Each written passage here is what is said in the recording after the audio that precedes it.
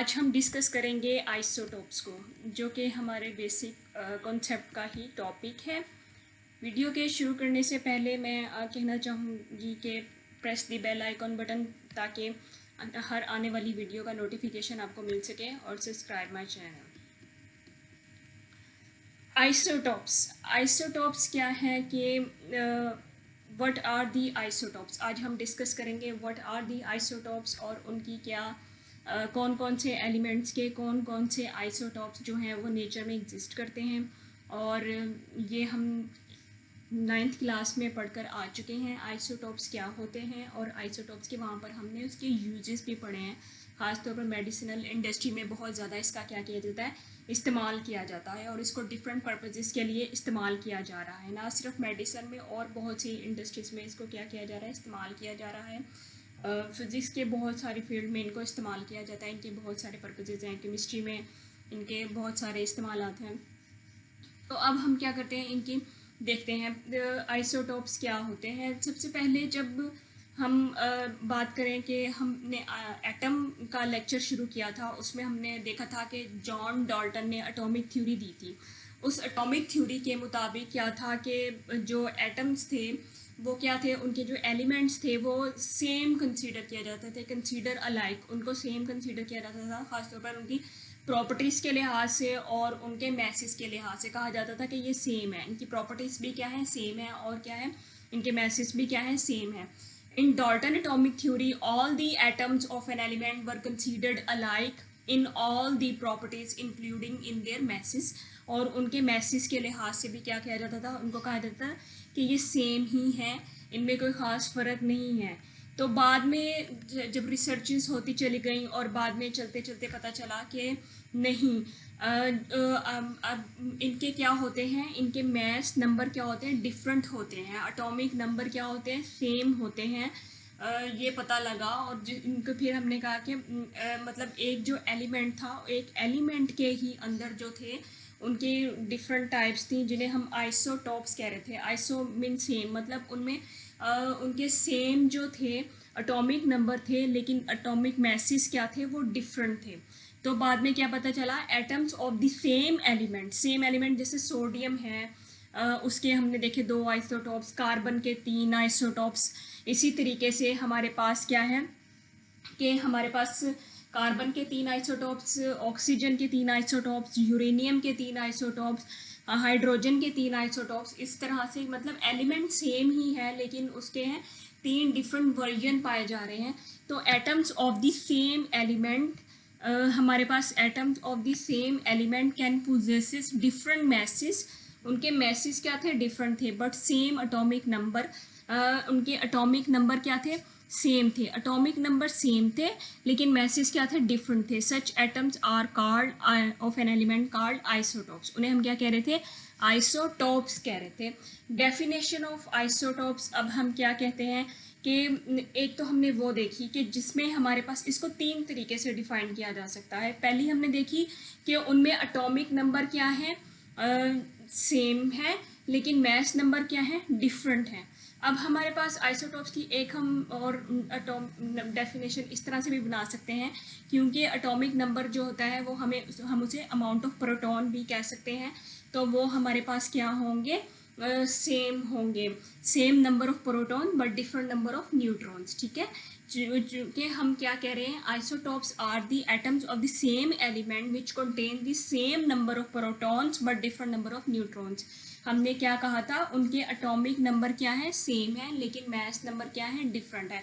और तो mass number को हम प्रोटॉन नंबर भी कहते हैं। तो इसको हम इस तरीके से भी डिफाइन कर सकते हैं कि having same number of protons but different number of neutrons. ठीक है, आइसोटोप जो कि एक एटम के जो कि सेम एलिमेंट होता है, उसके क्या होते हैं, डिफरेंट नंबर ऑफ प्रोटॉन्स होते हैं, and same number of protons होते हैं, बट डिफरेंट नंबर ऑफ क्या होते हैं, न्यूट्रॉन्स होते हैं। सेम प्रोटॉन मतलब सेम, पी का क्या मतलब है, सेम प्रोटॉन, और डिफरेंट न्यूट्रॉन्स होंगे। अब डेफिनेशन ऑफ आइसोटोप्स में एक और हम बात कर सकते हैं कि इनकी केमिकल प्रॉपर्टीज़ क्या होती हैं, सेम होती हैं। अब इसके लिहाज से अब तीसरी हमने ये देखी कि isotopes have the same chemical properties but slightly different physical properties. इनकी केमिकल प्रॉपर्टीज़ तो सेम होती हैं, लेकिन फिज़िकल प्रॉपर्टीज़ क्या होती हैं वो डिफरेंट होती हैं। अब इनकी केमिकल प्रॉपर्टीज़ के लिहाज से ही ये जो एलिमेंट हैं आइसोटॉप्स के सेम पोजीशन पीरियोडिक टेबल में भी इनकी पाई जाती है। ठीक है, हमने इसको 3 तरीके से डिफाइन कर दिया कि कैसे। फर्स्ट हमने कहा कि इनके एटॉमिक नंबर सेम होते हैं but different number of atomic messes.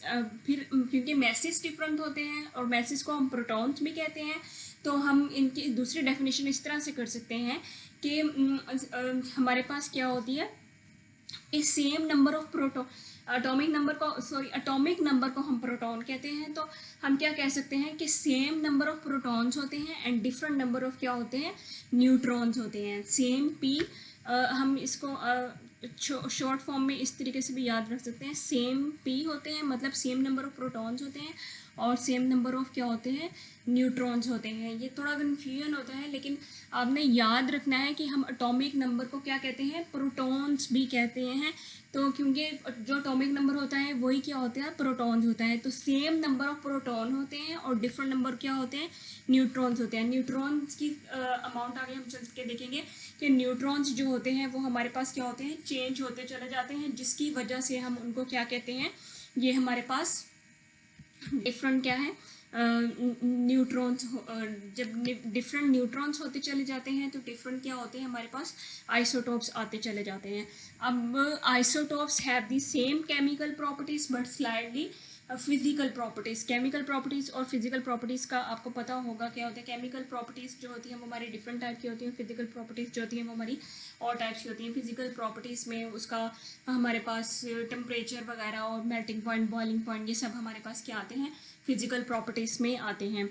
So isotopes are different kind of atoms of the same element. ठीक है, अभी मैंने बताया कि हाइड्रोजन है, हाइड्रोजन ही एटम ही हाइड्रोजन का है, लेकिन उसमें 3 तरह के हमारे पास क्या पाए जा रहे हैं, आइसोटॉप्स उसके पाए जा रहे हैं। So different kind of atoms but same elements के, having same atomic number but different atomic masses. उसको डिफरेंट तरीके से बताया हुआ है कि उसमें हमारे पास क्या है, आइसोटॉप्स के डिफरेंट काइंड ऑफ आइसोटॉप्स होते हैं उसमें, और हमारे पास सेम एलिमेंट के क्या होते हैं, डिफरेंट काइंड ऑफ एटम्स होते हैं, जिसमें क्या होता है, डिफरेंट एटॉमिक मैसेज होते हैं, लेकिन एटॉमिक नंबर क्या होते हैं, सेम होते हैं।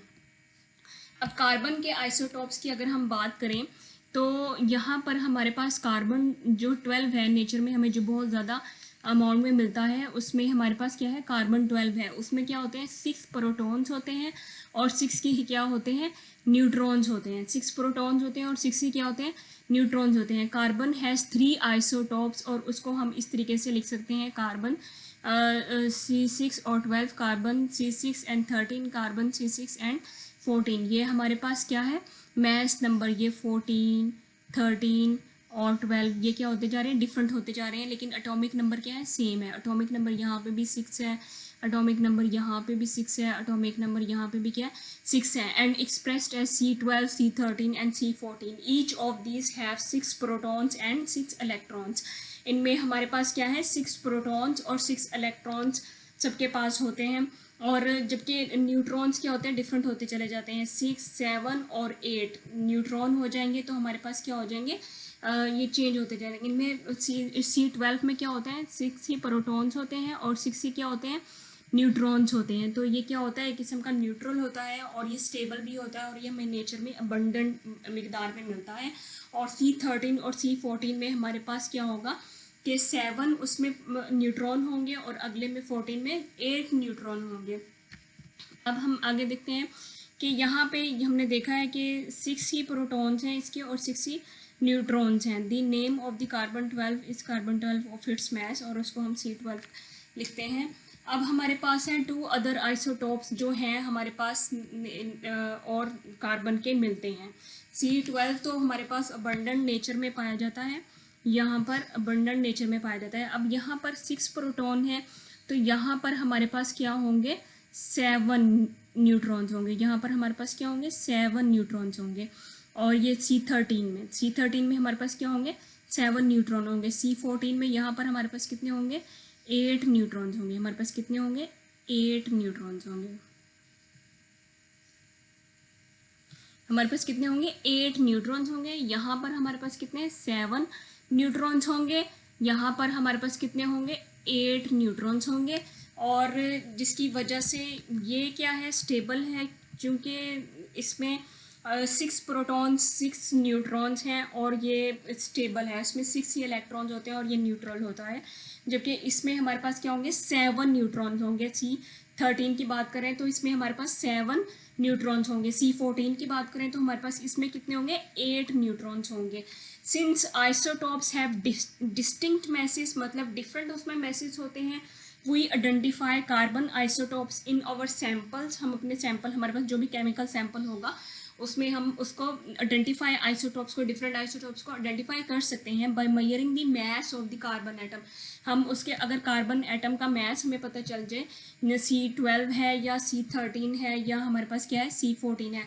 अगर C14 हमें पता लग जाए कि इसका कार्बन का मास C14 है तो हम पता चला लेंगे कि हमारे पास 14 वाला आइसोटॉप्स है। तो we can use an instrument mass spectrometer to make this measurement. आगे हमने ये वाला टॉपिक पढ़ना है मास स्पेक्ट्रोमीटर। मास स्पेक्ट्रोमीटर में क्या है कि हम उसमें अबंडेंस ऑफ आइसोटॉप्स जो है वो हम बता सकते हैं। पीछे जो मैंने टॉपिक डिस्कस किया था उसमें भी थोड़ा सा मैंने डिस्कस किया था कि मास स्पेक्ट्रोमीटर कैसे relative M/Z value mass to charge ratio को बताता है और मास टू चार्ज रेशो के मुताबिक जो है वो उनकी रिलेटिव अबंडेंस जो है वो निकाल देता है कि मतलब अगर C12 है या C13 है या C14 है और उनकी अबंडेंस मतलब ये कितनी कितनी मिकदार में पाए जा रहे हैं, ये कितनी कितनी क्वांटिटी में पाए जा रहे हैं, तो वो हमें मास स्पेक्ट्रोमीटर से हम क्या कर सकते हैं मालूम कर सकते हैं।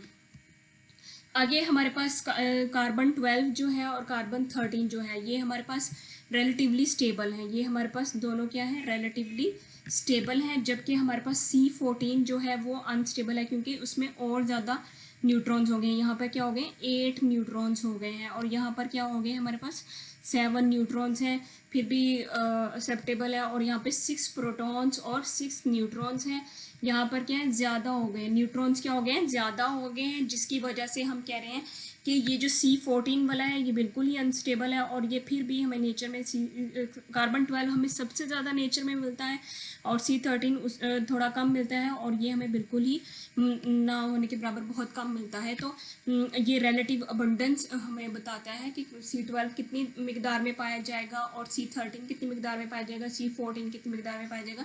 ये नेक्स्ट हमने टॉपिक पढ़ना है कि आइसोटॉप्स की रिलेटिव अबंडेंस क्या है, कौन सा कितनी कितनी मिकदार में पाया जाता है। अब ऑक्सीजन हमारे पास क्या है, इसी तरीके से उसके भी 3 आइसोटॉप्स होते हैं। ऑक्सीजन भी कितने होते हैं 3 आइसोटॉप्स होते हैं। ये ऊपर जो है जाहिर बात है वो हमारे पास मास नंबर है और नीचे हमारे पास क्या है एटॉमिक नंबर है और इसको हम प्रोटॉन नंबर भी कह सकते हैं। मैंने पीछे बताया डेफिनेशन में कि मास नंबर जो होते हैं वो डिफरेंट होते हैं। 16 हो गया, 17 हो गया और 18 हो गया, मास नंबर क्या है डिफरेंट हैं, लेकिन इनके एटॉमिक नंबर क्या है सेम है। 8 है यहाँ पे भी, इधर भी यहाँ पे क्या है 8 है।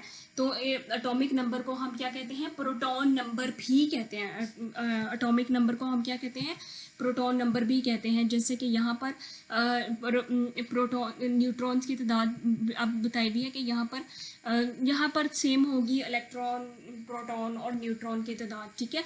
और यहाँ पर किसी भी एलिमेंट में इलेक्ट्रॉन प्रोटॉन न्यूट्रॉन की तादाद क्या होती है इक्वल होती है, तो वो तब क्या होता है न्यूट्रल होता है। ये हमने पहले डिस्कस किया कि आयन में जैसे कि आयन कब बनते हैं जब उसमें से इलेक्ट्रॉन निकल जाते हैं या इलेक्ट्रॉन दाखिल हो जाते हैं। लेकिन अब आइसोटॉप्स में हम बात करें न्यूट्रॉन्स की, न्यूट्रॉन्स यहाँ पर क्या है ज़्यादा हैं 16 और 8 और यहाँ पर न्यूट्रॉन्स अब क्योंकि ये न्यूट्रल है तो इसमें क्या होगा कि इलेक्ट्रॉन्स प्रोटॉन्स और न्यूट्रॉन्स की अमाउंट क्या होगी सेम होगी। अब बात यहाँ पर आ रही है कि 17 मास नंबर में से हम एटॉमिक नंबर को माइनस करेंगे तो हमारे पास न्यूट्रॉन्स निकल आते हैं। तो यहाँ पर हमारे पास न्यूट्रॉन कितने हैं 9 है, यहाँ पर हमारे पास न्यूट्रॉन कितने हैं 9 है और यहाँ पर न्यूट्रॉन हमारे पास कितने 10 है। मास नंबर में से हम क्या कर रहे हैं एटॉमिक नंबर को माइनस कर रहे हैं तो हमारे पास क्या निकल आया एटॉमिक उसका न्यूट्रॉन नंबर निकल आया। तो न्यूट्रॉन नंबर कितने हैं यहाँ 8, 9 और 10 रिस्पेक्टिवली, मतलब 8 एटॉमिक नंबर, 9 एटॉमिक नंबर और 10 एटॉमिक नंबर। ऑक्सीजन के इस तरीके से होते हैं 8, 9 और 10। जैसे हमने कार्बन का क्या देखा, उसमें 6, 7 और क्या थे, 8 थे। तो अब हमारे पास आगे आ जाता है हाइड्रोजन। हाइड्रोजन के हमें 3 आइसोटॉप्स मिलते हैं। Hydrogen having 3 isotopes, protium, deuterium and tritium. इनके नाम के लिहाज से इनको कहा जा रहा है, प्रोटियम क्या है 1 और 1, इसमें इलेक्ट्रॉन, प्रोटॉन और न्यूट्रॉन की तादाद क्या होगी, सेम होगी। जबकि यहाँ पर हमारे पास क्या होगी, ड्यूट्रियम। ड्यूट्रियम में हमारे पास क्या होगा, ड्यूट्रियम में हमारे पास क्या होगा कि यहाँ पर हमारे पास आ जाता है डिफरेंट, क्या होगा हमारे पास, न्यूट्रॉन की तादाद क्या होगी, डिफरेंट होगी। यहाँ पर भी न्यूट्रॉन्स की तादाद क्या होगी, डिफरेंट होगी। तो मतलब यहाँ पर हमारे पास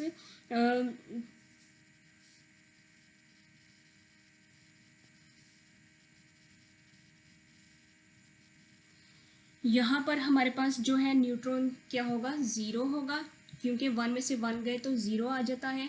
और यहाँ पर हमारे पास न्यूट्रॉन की तादाद कितनी होगी, 1 होगी। 2 में से 1 गए तो कितना आ गया, 1।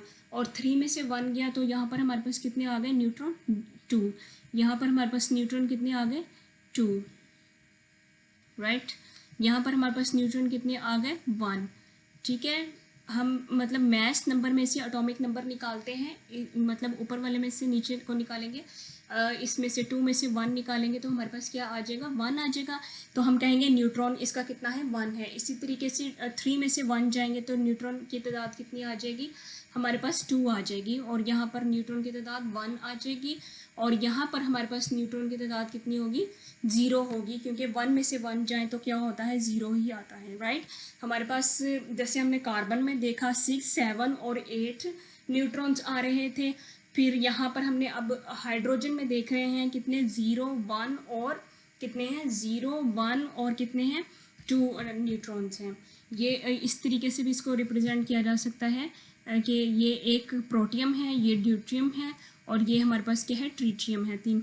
और ये अब ये जो बैलेंस है ये रिप्रेजेंट कर रहा है कि अगर हाइड्रोजन का हम यहाँ पर एक रखा हुआ है, हमने आइसोटॉप्स प्रोटियम को रखा हुआ है, तो यहाँ पर हमने किसको रखा हुआ है, ड्यूट्रियम को रखा हुआ है। तो ये क्या होगा, इसका हैवी होगा। ये क्या होगा, ड्यूट्रियम क्या होगा, क्योंकि मैस नंबर डिफरेंट हो जाते हैं तो क्या होगा, ये क्या होगा, हैवी होगा।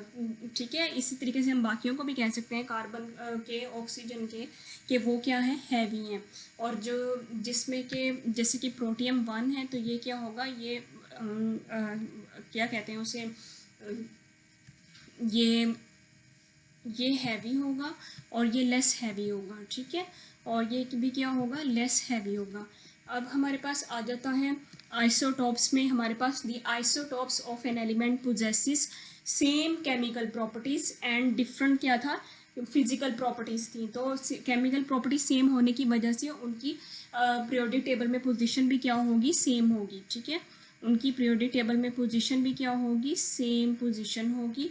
और हमारे पास फिनोमिना आइसोटॉपी, जो सोडी एक साइंसदान था, उसने the phenomena of isotopy was first discovered by Soddy. इसको हम क्या कह रहे थे, isotopes have same number of protons and same different number of neutrons होंगे तो उन्हें हम क्या कहेंगे, present in their nuclei. Nuclei मतलब न्यूक्लियस में, न्यूक्लियस की जमा न्यूक्लियाई होता है, तो न्यूक्लियाई में क्या होगा, न्यूट्रॉन्स डिफरेंट होंगे लेकिन प्रोटॉन्स क्या होंगे, सेम होंगे। कि हम पीछे 3 एग्जाम्पल देख कर आए हैं कि कार्बन, हाइड्रोजन और ऑक्सीजन, उनमें न्यूट्रॉन्स क्या थे, डिफरेंट थे। एक, दूसरा और तीसरा, उसमें क्या थे, न्यूट्रॉन्स डिफरेंट थे, जबकि प्रोटॉन्स क्या थे, सेम थे। तो इसको हम क्या कह रहे थे, आइसोटॉप्स की हमने सेकंड डेफिनेशन भी यही की थी। और इस फिनोमिना को हम क्या कह रहे हैं, आइसोटॉपी कह रहे हैं। आइसोटॉपी, ये फिनोमिना क्या कहलाएगा, आइसोटॉपी कहलाएगा। जिसमें अब ये डेफिनेशन नोट की जा सकती है कि आपसे पूछा जा सकता है शॉर्ट क्वेश्चन में, आइसोटॉपी क्या होता है। ठीक है, आइसोटॉपी क्या होता है तो आप उसको बता सकते हो कि वो वाले isotopes have same number of protons and electrons but they differ in the number of neutrons. उनमें क्या होगा, न्यूट्रॉन्स क्या होंगे, डिफरेंट होंगे। तो उसे हम क्या कहेंगे, ये फिनोमिना आइसोटॉपी कहलाएगा, right. Isotopes of some elements and their atomic masses. ये एक टेबल मैंने 2 से 3 टेबल ऐड किया है समझाने के लिए कि डिफरेंट जो एलिमेंट्स हैं उनके कितने आइसोटोप्स हैं। अब हमारे पास ये नेचुरल अबंडेंस बताई हुई है, मतलब ये कल वाले टॉपिक में डिस्कस किया जाएगा कि हमारे पास अबंडेंस क्या है, लेकिन हम देखेंगे प्रोटॉन्स और न्यूट्रॉन्स की तादाद और इनके एटॉमिक मैसेस। जैसे बोरॉन है तो बोरॉन 10 और कितना कौन सा एग्जिस्ट कर रहा है 11, इसके 2 आइसोटोप्स हैं। बोरॉन के कितने हैं 2 आइसोटोप्स हैं, जिसमें कि प्रोटॉन और न्यूट्रॉन इसमें तो सेम होंगे और इसका 10 एटॉमिक नंबर है। और बोरॉन 11 में क्या होगा 5, ये क्या हो जाएगा 6 है, तो 5 और 6 क्या हो जाएगा 11 हो जाएगा। और यहाँ प्रोटॉन और न्यूट्रॉन हमारे पास क्या एटॉमिक नंबर 11 हो जाएगा। अब हमारे पास कार्बन 12, कार्बन 13, कार्बन 16 की हम पीछे देख कर आए हैं, और इसमें हमारे पास ये क्या है 6 और 6, और दूसरे में कितने थे 7 थे, और अगले में कितने थे 8 थे। तो हमारे पास यहाँ पर ये आप देख सकते हैं कि जो 12 वाला है वो ज़्यादा मिकदार में पाया जा रहा है। ये कल वैसे तो इस टॉपिक को डिस्कस किया जाएगा। नेक्स्ट जो है रिलेटिव अबंडेंस ऑफ आइसोटोप्स, इसमें जो कार्बन 12 है वो ज़्यादा नेचर में पाया जाता है। हमने एक और पीछे टॉपिक में डिस्कस किया था कि 98% या आप कह सकते हैं 99%, ये जो है 99% क्या है नेचर में एग्जिस्ट करता है, और ये 1.110 और ये 99.76 ये सॉरी ऑक्सीजन का है।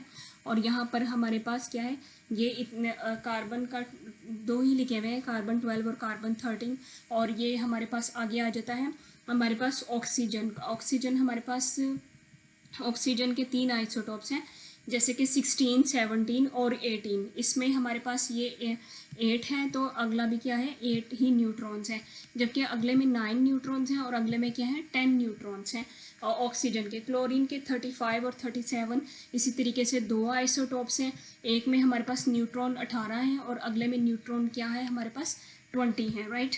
ये अब हमने देखा बोरॉन के 2, कार्बन के 3, ऑक्सीजन के 3, क्लोरीन के हमारे पास कितने हैं 2 आइसोटोप्स नेचर में क्या है एग्जिस्ट करते हैं, राइट।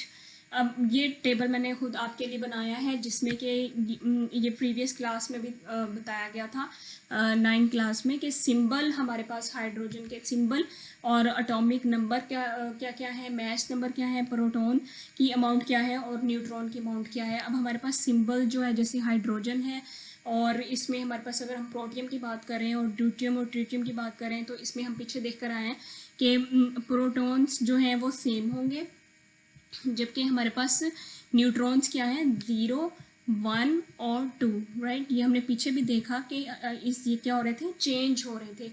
इसी तरह से कार्बन 12 ये साइड पर लिखा हुआ रह गया, लेकिन ये क्या है इनके ऊपर है, कार्बन 12 ये जो है इसके ऊपर है, ठीक है। कार्बन 12 जैसे कार्बन 12 है और कार्बन 13 ये इसके ऊपर लिखा हुआ है, ठीक है, ये साथ में नहीं है। कार्बन 13 और यहाँ पर हमारे पास क्या है इसके 6 न्यूट्रॉन 6 ही हो गए प्रोटॉन, और 6 हमारे पास क्या होगा मैस नंबर इसका 12 और 13 है, और 14 हमारे पास थे और इसी तरीके से इसके लिहाज से न्यूट्रॉन भी क्या हो रहे थे चेंज हो रहे थे, 6, 7 और 8 हैं। अब क्लोरीन के हमारे पास क्या है अभी हमने देखा कि कितने 18 और 20 है, और यूरेनियम के हमारे पास कितने हैं इनका 92 एटॉमिक नंबर हो गए सेम, मैस नंबर हमारे पास क्या है डिफरेंट हो रहे हैं, 234, 235 और 238 हैं।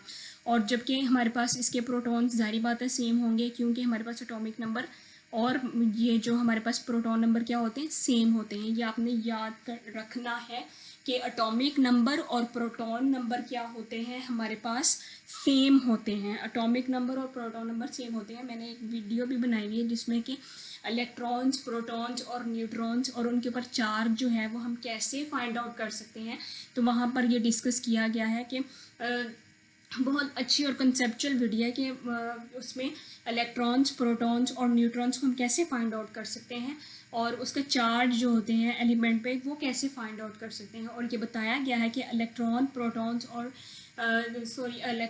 प्रोटॉन्स जो होते हैं किसी भी एलिमेंट में क्या होते हैं सेम होते हैं। इलेक्ट्रॉन्स और प्रोटॉन्स की तादाद क्या होती है सेम होती है, और जबकि हमारे पास क्या होते हैं यहाँ पर हम अगर बात करें एटॉमिक नंबर की अमाउंट भी क्या होती है सेम होती है। वो उस वीडियो में जाके देखा जा सकता है कि एटॉमिक नंबर प्रोटॉन्स और हमारे पास इलेक्ट्रॉन्स की अमाउंट क्या होती है, सेम होती है।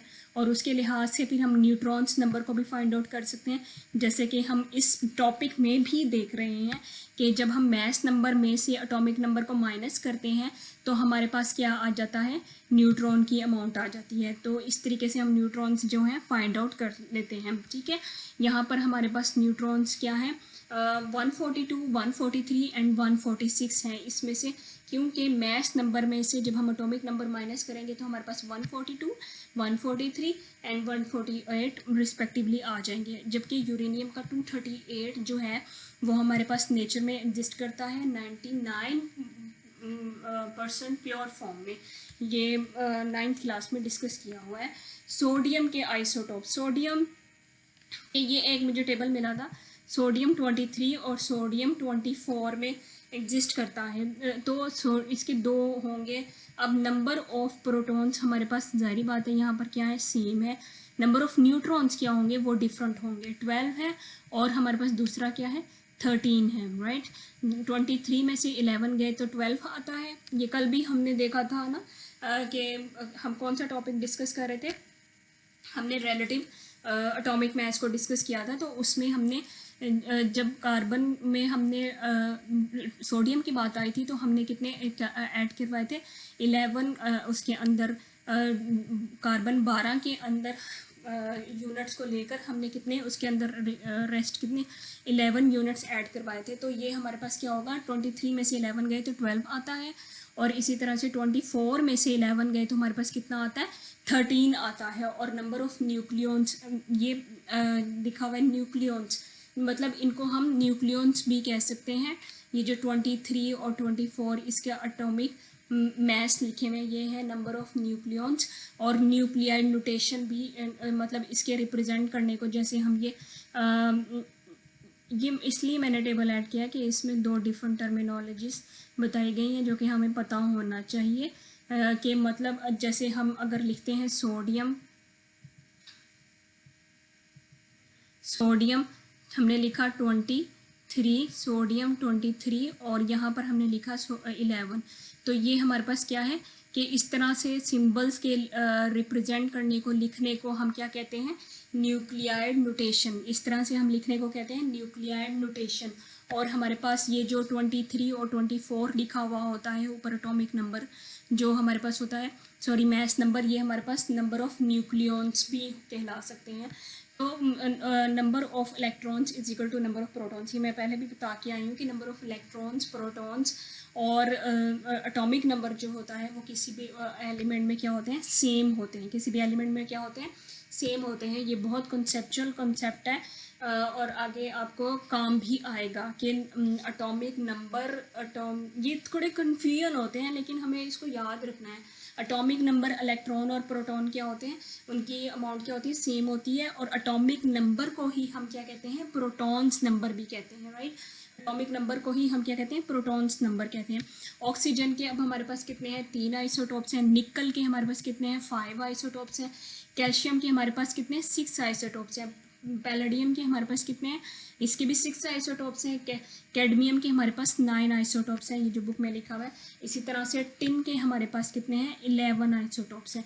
अगर ये आइसोटोप्स का टॉपिक आ भी जाता है, इतना बड़ा तो नहीं आएगा, लेकिन अगर ये आइसोटोप्स का टॉपिक आ भी जाता है तो इस तरीके से अगर आप लाइन वाइज चीज़ों को लिखें, बट आइसोटोपिक की पहले उसकी डेफिनेशन बता दें, ठीक है, 3 तरह की उसकी डेफिनेशन बता दें, बहुत अच्छा इम्पैक्ट जाएगा। फिर आप आइसोटोपी क्या होती है उसको डिस्कस करें, फिर कार्बन के 3 आइसोटोप्स बना दें, कम से कम इस तरह से कार्बन के बना दें, फिर उसके बाद हाइड्रोजन के बना दें, फिर उसके बाद आप बना दें क्लोरीन के बना सकते हैं या ऑक्सीजन के बना दें। तो ये एक अच्छा इम्पैक्ट जाएगा, जैसे कि 9th क्लास में एक अच्छा तरीके से उसको रिप्रेजेंट किया हुआ है। और इसी तरीके से एंड में आप बता दें कि इनके इतने आइसोटोप्स भी हमारे पास पाए जाते हैं। तो ये एक अच्छा इम्पैक्ट क्रिएट करेगा और आपका टॉपिक जो है वो अच्छे तरीके से क्या हो जाएगा, रिप्रेजेंट हो जाएगा। और हमारे पास क्या होगा, के मतलब आपके नंबर्स के अच्छे चांसेस होंगे मिलने के। मतलब अगर कभी डेफिनेशन भी आती है तो पहले आप उसकी डेफिनेशन बताएं, फिर उसका फार्मूला बताएं, फिर उसके बाद क्या करें, उसको अगर उसका कोई फार्मूला है तो वो बता दें, यूनिट है तो वो बता दें। इस तरीके से डेफिनेशन को भी क्या करें, प्रेजेंट करें। तो अगर 2 नंबर की डेफिनेशन है तो 2/2 ही मिलेंगे, और जिसने सिर्फ एक लाइन लिखी हुई है डेफिनेशन की तो उसको जाहिर बात है एज रिस्पेक्ट दूसरे स्टूडेंट को देखते हुए कम मिलेगा। जब सब ने इतना अच्छा एक्सप्लेन किया हुआ है तो अगर किसी एक स्टूडेंट ने सिर्फ एक लाइन लिखी हुई है तो उसको क्या होगा, वो एग्जामिनर ऑफ कोर्स देखते हुए कम मार्क्स देगा। तो अब हमारे पास क्या है, मैंने थोड़ा सा इसका रिवाइज कर लें कि एटम के आइसोटॉप्स क्या होते हैं, कि जिनके डिफरेंट सेम एटॉमिक नंबर होते हैं लेकिन डिफरेंट एटॉमिक मैसेज होते हैं, तो वो हमारे पास क्या कहलाते हैं, आइसोटॉप्स कहलाते हैं। इसी तरीके से सेम नंबर ऑफ प्रोटॉन्स होंगे लेकिन डिफरेंट नंबर क्या होंगे, न्यूट्रॉन्स होंगे, तो वो हमारे पास क्या कहलाएंगे, वो भी आइसोटॉप्स। आइसोटॉप्स में सेम क्या होंगे, फिजिकल केमिकल प्रॉपर्टीज़ होंगी लेकिन डिफरेंट क्या होंगी, फिजिकल प्रॉपर्टीज़ होंगी। तो ये हमारे पास क्या होंगे, ये आइसोटॉप्स की अगली डेफिनेशन होगी। फिर उसके बाद हमने बताया कि कार्बन के कितने आइसोटॉप्स हैं, 3 आइसोटॉप्स हैं, कार्बन 12, कार्बन 13 एंड कार्बन 14। और उसमें न्यूट्रॉन्स की तादाद क्या होती है, डिफरेंट। न्यूट्रॉन्स की ही तादाद के डिफरेंट होने के बेसिस पर या मैस नंबर के डिफरेंट होने पर हम क्या कहते हैं कि ये आइसोटॉप्स हैं। और आइसोटॉप्स की हम मतलब हम अपने सैंपल में आइसोटॉप्स को फाइंड आउट करने के लिए क्या करते हैं, मैस स्पेक्ट्रोमीटर यूज़ करते हैं। ये बुक में डिस्कस किया गया। और हमारे पास ये स्टेबिलिटी को इनकी होगी और अनस्टेबिलिटी इनकी होगी। जैसे जैसे न्यूट्रॉन्स बढ़ते चले जाएंगे अनस्टेबिलिटी क्या होती है, बढ़ती चली जाती है, और स्टेबिलिटी क्या होती है, कम होती चली जाती है। इसी तरह से ऑक्सीजन के हमारे पास 3 होते हैं, और 16, 17 और 18, और उनमें न्यूट्रॉन्स क्या होते हैं, 8, 9 और 10 रिस्पेक्टिवली होते हैं। फिर हमारे पास आ जाते हैं प्रोटियम, ड्यूटियम, ट्रिटियम, हाइड्रोजन के 3 आइसोटॉप्स होते हैं। और ये जो जैसे जैसे न्यूट्रॉन्स की अमाउंट बढ़ती चली जाएगी उनकी हैवीनेस भी क्या होती है, बढ़ती चली जाएगी। जैसे ड्यूट्रियम क्या है हमारे पास हैवी होगा, इसी तरह से ट्रिटियम उससे भी ज़्यादा, ड्यूट्रियम से भी क्या होगा, ज़्यादा क्या होगा, ड्यूट्रियम से भी ज़्यादा हैवी कौन सा होगा, ये वाला होगा। इससे ज़्यादा हैवी, प्रोटियम से ज़्यादा हैवी ये है, इससे ज़्यादा हैवी क्या है, ये है, राइट। अब हमारे पास आ जाते हैं आइसोटॉप्स की सेम केमिकल प्रॉपर्टीज होने की वजह से वो पीरियोडिक टेबल में भी सेम पोजीशन लाया करता है। और आइसोटोपी का फिनोमिना सोडी ने डिस्कवर किया था। मतलब same number of protons and electrons but different number of neutrons, ये हमारे पास क्या कहलाता है, आइसोटोपी कहलाता है। अब हमारे पास ये इसके टेबल्स बताए हुए हैं और इनमें इलेक्ट्रॉन, प्रोटॉन्स और न्यूट्रॉन्स की तादाद बताई हुई है। और अगर तो आप ये बना सकते हैं तो वेल एंड गुड, और इसको याद करना मुश्किल नहीं है। आप मतलब एटॉमिक मैस में से एटॉमिक नंबर को निकालेंगे तो न्यूट्रॉन्स की तादाद आ जाएगी, बाकी तो सेम है। और इतना मुश्किल नहीं है ये कि हमें फ्रैक्शंस में याद करना पड़े। अब एटॉमिक मैस में से एटॉमिक नंबर निकालेंगे तो वो आसानी से हमारे पास क्या हो जाएगा, निकल आएगी न्यूट्रॉन्स की अमाउंट। और न्यूट्रॉन्स की अमाउंट पे हम उसको क्या कह रहे होते हैं। और ये आगे से हमारे पास अगर हम ये लिखे हुए हैं ये आप बता दें तो हम क्या करेंगे कि एक अच्छा जो है वो इम्पैक्ट क्रिएट होगा और आपका टॉपिक बहुत अच्छा रिप्रेजेंट होगा। और अगर ये वीडियो पसंद आई और आपको हेल्पफुल लगी तो मेरे चैनल को सब्सक्राइब करें और कमेंट में बताएं कि मतलब किस तरह से इसको और मज़ीद बताया जा सकता था, या अगर आपको पसंद आई है तो कमेंट में ज़रूर बताइएगा। और hit the bell icon button ताकि नई आने वाली वीडियोस जो हैं आपको मिल सकें और फ्री में आप लेक्चर्स जो हैं वो रिसीव कर सकें। शुक्रिया।